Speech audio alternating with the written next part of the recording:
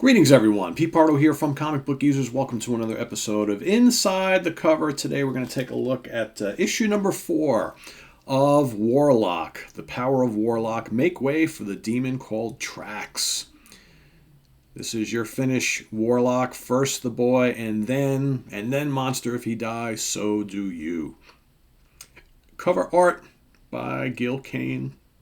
In fact, Gil Kane was drawing this particular first run of Warlock, of course, before the second run, which Jim Starlin took over. So here we've got art and story by Mike Frederick and Gil Kane, inker Tom Sutton, letterer Artie Simek, editor-in-chief Roy Thomas. So here it comes, sing a searing song of vengeance. So of course this takes place on Counter-Earth. Not quite our Earth, Counter-Earth, because of course there's a whole multiverse thing going on, right? So here we've got Adam Warlock. The shadow of evil scrapes California soil, California Counter-Earth, and the sea winds die stillborn in its race. This is Counter-Earth on the far side of the sun from our own true Earth. But in case you just stepped in, let's look back and catch up. So here we see just a little bit of a recap of Warlock's battle with this being called Apollo, right? So here they're out in the sea, out on the ship, fighting it out.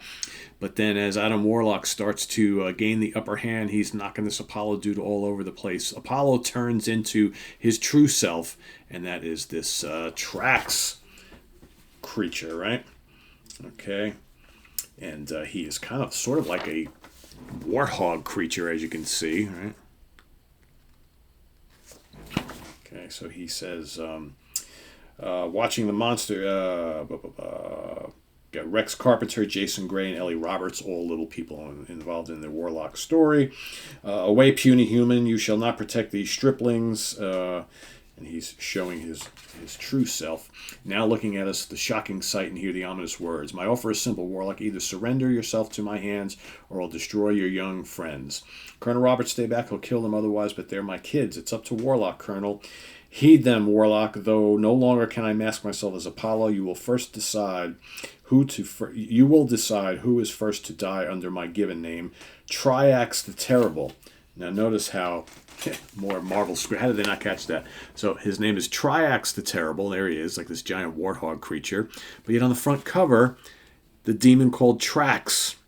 Is it Triax or is it Triax, guys? Sorry for the glare. We get that little mid-afternoon thing coming in through here. Big screw up. How did the quality control people not find that out? I don't know. Given name, so Warlock response goes, given name, bah, it is evident your naming father was the immortal high-level evolutionary, and further apparent you despise what must have been your pre-mutated animal origin, a mud-wallowing warthog. And he responds, goes, no, if I cannot be pure Apollo, then I will be feared as Triax. I am not a what you say. I'm not an animal. I am a free man, right? If I am not an animal, what am I? So here the confrontation between the two, and he's got the hostages, right? He's got the two young kids who are the children of the colonel there, right? And the crowd is trying to keep the colonel under wraps because he wants to call in the military to jump into this whole situation. Of course, Warlock's saying that he can handle things on his own. You dare, Warthog, to challenge my power? I can tap the cosmos with my soul jewel, right? Because he's got one of the jewels up there. Yes, and thus tapped direct destruction on whomever I choose. Heed, Warthog, heed. And he sees that the Triax character is starting to get a little scared by all the stuff that he's talking about. So then they call upon this politician, Rex Carpenter, to come in, see if he can interject and talk some sense into this warthog creature, and that doesn't really work. So the warthog gets enveloped in like this cosmic flame that Warlock conjures up. And what does he do? He grabs the two kids and he flies up onto the top of the skyscraper, and he starts holding them over the side. I mean, what do you think of the Gil Kane artwork there? Total Gil Kane. Gil Kane's got such a distinct style, right? Whether you like him or not, there are times where I like Gil's style. There are times where I don't. Depends on the character. I'm not nuts about it here. You know what it is? I think I got very spoiled by Jim Starlin's work on Warlock later on, and I jumped into the earlier Warlock stuff by Gil Kane later. To me, there's no comparison. Even I know Gil worked a little bit on Captain Marvel as well, and I got spoiled with Starlin on Captain Marvel too. There's just a huge difference between Gil Kane art and Jim Starlin art, as you can see right here. So this is not terrible by any means. It's just, man, Starlin was just so good with the cosmic characters, and Gil Kane, it doesn't quite cut it for me. So, story continues on. Warlock's like, I got to go up there. I got to deal with this guy, right? He's up there throwing threats around. There we got The Adventures of Corgi Boy. I don't remember Corgi Boy when I was a kid. Okay, so then Triax calls some of his minions, right, who are in the ship, and they go and they blast Warlock with this like gel solution that hardens up, so he's encased in this gel. And at this point in time, the Colonel is like, this Warlock guy is he's not cutting, he's not doing what needs to be done. I need to make a move. So he goes and calls on the military, calls up the Air Force, and sets up some strikes for them to go and blast Triax, right? Because Warlock just seems to not be doing what he's needing to do. But then Warlock, Adam, he breaks out of this like encasement that he's in. Okay, the Terrific 10, because you remember Saturday morning cartoons, right? Pink Panther. Company. All right, so Warlock gets free of the gel casing, right? Then he notices that the Air Force is firing all these missiles at Triax, and he's like, that's gonna kill the kids, right? Can't have that happen. So he goes to interject and stop the missiles, right? And of course, they blow up near him now. Will he survive? I'm sure he will. Okay. Colonel's still on the phone. What are we gonna do? We gotta get my kids back. We gotta stop this monster at all costs, right? Madness. It's madness. So what they do, they actually do hit him, right? So here comes the jets, missiles going down. They do nail him, but of course he's pissed off. Tear gas on target, right? He's hurting. You scared him, Colonel. No, you old fool. Warlock, stop Triax attack. You're just increasing the cycle of violence. Look. And of course, that is indeed what happens, right?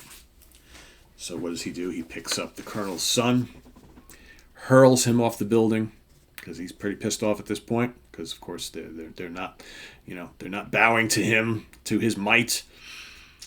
Warlock flies down to go try and save Eddie, but he doesn't. And as you can see by the top there, splat, he does not get him in time. Eddie's dead. But Warlock is now really pissed off because all this could have been avoided. So he flies up there and he lets Triax have it. Look at that great pow. Now he's just going to start pummeling away. And that's exactly what he does. Great page here. Just putting the knuckles to Triax. Triax is getting ready to take off. I must fly away to fight again another day, right? He's like, uh-oh, this is not happening. So Warlock goes to grab him, and he grabs because he's actually got a pack that he wears to allow him to fly. And so he rips that off Triax, and what happens? Triax falls down to his death. But Warlock feels bad about it, because it's not like he wanted to stop him, but he didn't necessarily want to kill him. So now there's like two deaths that happened that day. Both the bad guy Triax and Eddie, the teenager. So he goes and comforts Eddie's sister. All right. And meanwhile, down below, the Colonel goes and picks up his son, who's now gone, admits he made a mistake. Everybody's sad. So this one kind of ends on a damper, right? And here we have, who does that look like? That, of course, is Victor Von Doom.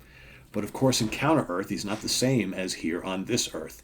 He's not the malevolent, evil, despot, ruler of everything from Latveria. Here, he's just a guy who had a horrible accident and still the brilliant mind that he is, but instead he uses it for good. He's more of a scientist, so he will now get himself involved in this storyline for the next issue, which is called When Strike the Death Birds. Interesting how they do this whole Counter-Earth thing in these early Warlock episodes, and you get like all these characters who you know from regular Earth.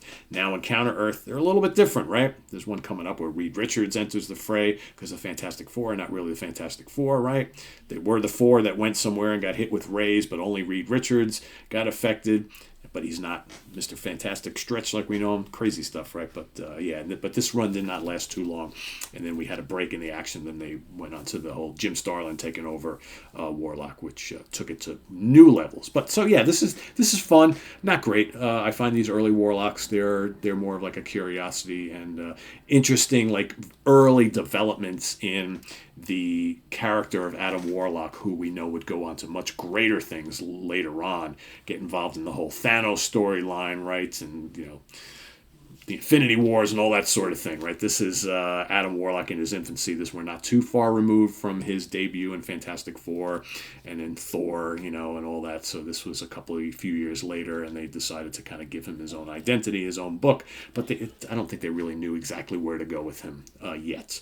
Jim Starlin would take care of that. So, yeah, let us know what you think of the early Adam Warlock issues, especially issue number 4, which I never read the date, but this is from 1972. 1972. Let us know what you think of this down in the comments below, as well as any other comments you might have about Warlock the character. And please hit that subscribe button and click on the notification bell so you get an alert of all of our content as it posts. And please do hit the like button before you leave. Very, very important. So stay tuned for more comic book users coming up this week. Should have a few solo episodes all by my lonesome here. And then hopefully Bill and I will get together next weekend and we'll bring you more duo stuff, right, as always. So thanks for watching, everybody. I'm Pete Pardo. Have a good one. Thanks for watching Comic Book Geezers. We'll see you next time. Bye-bye.